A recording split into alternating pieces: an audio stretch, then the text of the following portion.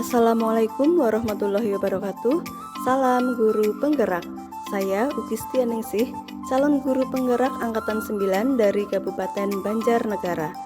Pada kesempatan kali ini saya akan memaparkan koneksi antar materi modul 1.4 tentang budaya positif dan keterkaitan antara modul 1.1, 1.2, 1.3, dan 1.4. Keterkaitan antar materi modul 1.1 tentang filosofi pendidikan Ki Hajar Dewantara, modul 1.2 tentang nilai dan peran guru penggerak, modul 1.3 tentang visi guru penggerak, dan modul 1.4 tentang budaya positif. Filosofi pendidikan Ki Hajar Dewantara. Pendidikan adalah menuntun. Maksud pendidikan adalah menuntun segala kekuatan kodrat yang ada pada anak-anak agar mereka dapat mencapai keselamatan dan kebahagiaan yang setinggi-tingginya, baik sebagai manusia maupun sebagai anggota masyarakat. Pendidik ibarat petani. Sekolah itu ibarat lahan atau tanah dan murid ibarat benih. Petani hanya bisa menuntun tumbuhnya benih dengan cara merawatnya, seperti pendidik yang dapat menuntun dan membimbing anak dalam mengembangkan potensi dirinya. Pendidik tidak dapat menentukan dan berkehendak akan hidup tumbuhnya anak. Pendidikan berhamba pada anak. Pendidikan harus berpihak pada anak, sesuai dengan minat, bakat, dan kemampuan anak. Bermain. Bermain adalah salah satu kodrat anak. Anak belajar sambil bermain. Permainan anak dapat menjadi bagian pembelajaran di sekolah. Kodrat alam dan kodrat zaman. Pendidikan anak sejatinya menuntut anak mencapai kekuatan kodratnya sesuai dengan alam dan zaman. Budi pekerti. Budi pekerti, watak, karakter adalah perpaduan harmonis antara gerak pikiran, perasaan, kehendak atau kemauan sehingga menimbulkan tenaga atau semangat. Hal ini menjadi salah satu aspek penting yang harus diperhatikan dalam pelaksanaan pendidikan. Nilai dan peran guru penggerak. Untuk mewujudkan pendidikan sesuai filosofi Ki Hajar Dewantara, maka guru harus memiliki nilai dan peran sebagai berikut. Nilai guru penggerak. 1. Berpihak pada murid. Guru berperan menuntun dan among belajar dengan menerapkan pembelajaran yang berpusat pada murid dan selalu mengutamakan kepentingan murid. 2. Mandiri. Guru harus terus belajar dan termotivasi untuk mengembangkan diri secara mandiri. 3. Reflektif. Guru harus memiliki pola pikir yang terbuka dan selalu melakukan evaluasi diri sebagai bahan perbaikan terhadap pelaksanaan pembelajaran selanjutnya. 4. Kolaboratif. Guru harus memiliki kompetensi sosial, senang membangun hubungan kerja yang positif dengan semua pihak pemangku kepentingan yang berada di lingkungan sekolah maupun di luar sekolah untuk mencapai tujuan pembelajaran. Dan yang kelima, inovatif.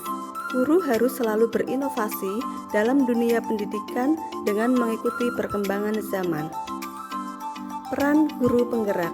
Menjadi pemimpin pembelajaran, menjadi coach bagi guru lain, mendorong kolaborasi, mewujudkan kepemimpinan murid, dan menggerakkan komunitas praktisi.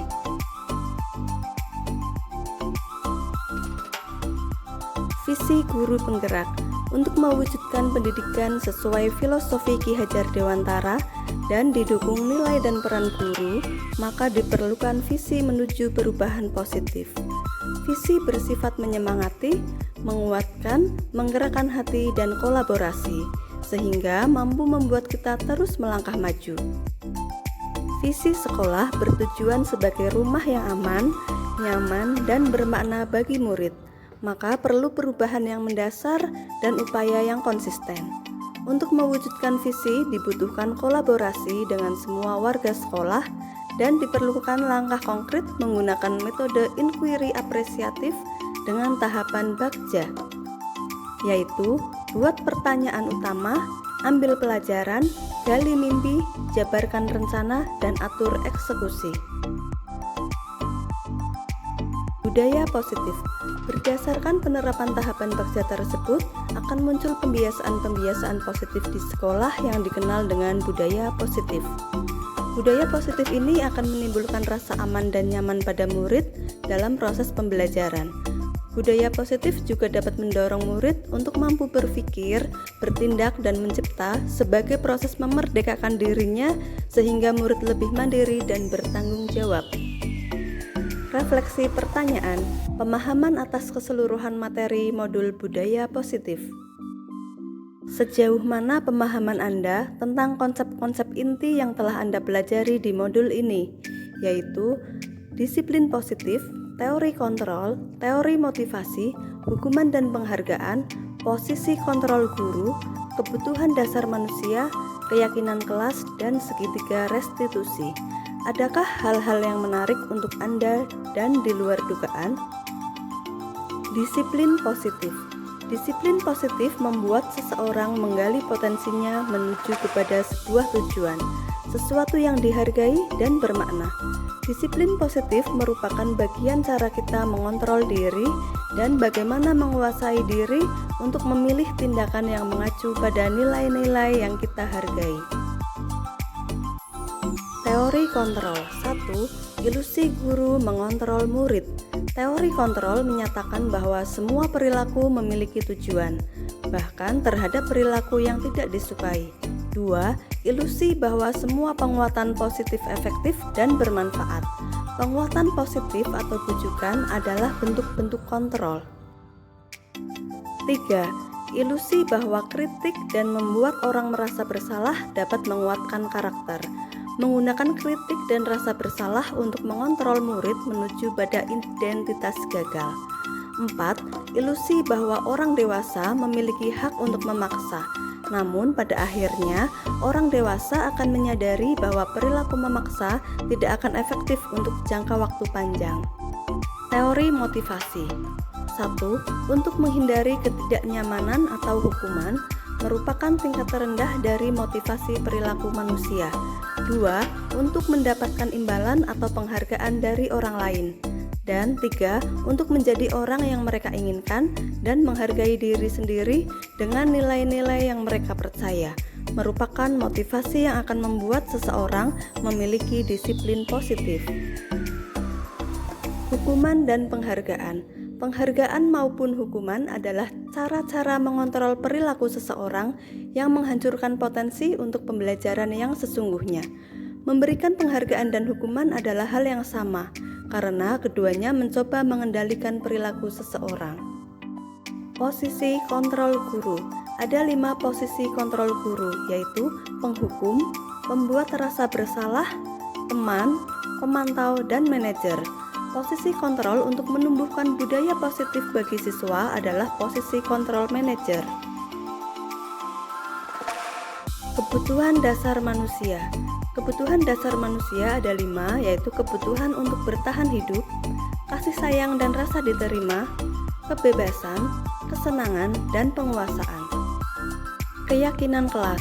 Keyakinan kelas merupakan nilai-nilai kebajikan universal yang disepakati secara tersirat dan tersurat, lepas dari latar belakang suku, negara, bahasa, maupun agama. Menekankan pada keyakinan seseorang akan lebih memotivasi seseorang dari dalam. Seseorang akan lebih tergerak dan bersemangat untuk menjalankan keyakinannya daripada hanya sekedar mengikuti serangkaian peraturan tertulis tanpa makna. Segitiga restitusi. Pertama, menstabilkan identitas, menggunakan kalimat-kalimat yang menjadikan anak reflektif. Yang kedua, validasi tindakan yang salah. Guru memahami teori stimulus respons ke cara berpikir proaktif yang mengenali tujuan dari setiap tindakan. Dan yang ketiga, menanyakan keyakinan. Anak akan siap untuk dihubungkan dengan nilai-nilai yang dia percaya dan berpindah menjadi orang yang dia inginkan. Hal-hal menarik di luar dugaan.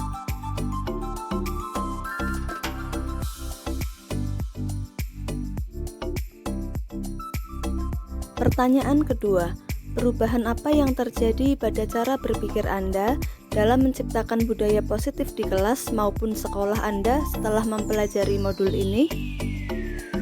Ketika kita menciptakan budaya positif di kelas atau sekolah, terjadi perubahan pada cara berpikir saya. Dimulai dari perencanaan keyakinan kelas, pelaksanaan dan evaluasi harus melibatkan semua murid. Dengan penggalian yang mendalam, lalu muncul pernyataan-pernyataan murid untuk kesepakatan keyakinan kelas.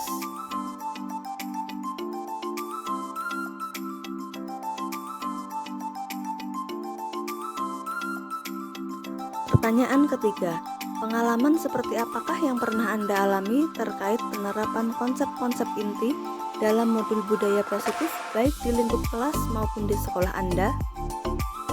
Ketika terdapat murid yang melakukan pelanggaran keyakinan kelas, saya mencoba menyelesaikan menggunakan restitusi. Ternyata tanpa memberikan konsekuensi dan hukuman, serta memposisikan diri sebagai manajer, murid dapat menyadari akan kesalahannya. Murid juga dapat menyampaikan solusi atas permasalahannya, serta bersedia memperbaiki diri dan tidak mengulangi kesalahannya. Dengan demikian, restitusi dengan posisi guru sebagai manajer akan berdampak baik bagi murid. Bagaimanakah perasaan Anda ketika mengalami hal-hal tersebut? Saya merasa senang dan bersemangat untuk terus berupaya melakukan yang terbaik untuk murid-murid saya. Menurut Anda, terkait pengalaman dalam penerapan konsep-konsep tersebut, hal apa sajakah yang sudah baik? Adakah yang perlu diperbaiki? Yang sudah baik adalah penerapan dan hasil restitusi, sedangkan yang perlu diperbaiki adalah penguasaan diri dalam menerapkan restitusi agar penanganannya lebih tepat. Belum mempelajari modul ini, ketika berinteraksi dengan murid, berdasarkan 5 posisi kontrol, posisi manakah yang paling sering Anda pakai, dan bagaimana perasaan Anda saat itu? Setelah mempelajari modul ini, posisi apa yang Anda pakai, dan bagaimana perasaan Anda sekarang? Apa perbedaannya? Sebelum saya mempelajari modul ini, saya sering menempatkan diri pada posisi pembuat merasa bersalah. Setelah mempelajari modul ini, saya akan selalu berusaha untuk menempatkan diri pada posisi kontrol manajer karena murid akan sadar dari dalam diri. Ketika memposisikan diri sebagai manajer, perasaan saya bahagia ketika berhasil. Sebelum mempelajari modul ini, pernahkah Anda menerapkan segitiga restitusi ketika menghadapi permasalahan murid Anda? Jika iya, tahap mana yang Anda praktekkan dan bagaimana Anda mempraktekannya? Sebelum mempelajari modul ini, saya belum pernah menerapkan segitiga restitusi. Selain konsep-konsep yang disampaikan dalam modul ini, adakah hal-hal lain yang menurut Anda penting untuk dipelajari dalam proses menciptakan budaya positif baik di lingkungan kelas maupun sekolah? Menurut saya, pemberian kasih sayang dan perhatian kepada murid akan menambah keberhasilan dalam menciptakan budaya positif. Demikian pemaparan koneksi antar materi modul 1.4 tentang budaya positif. Terima kasih.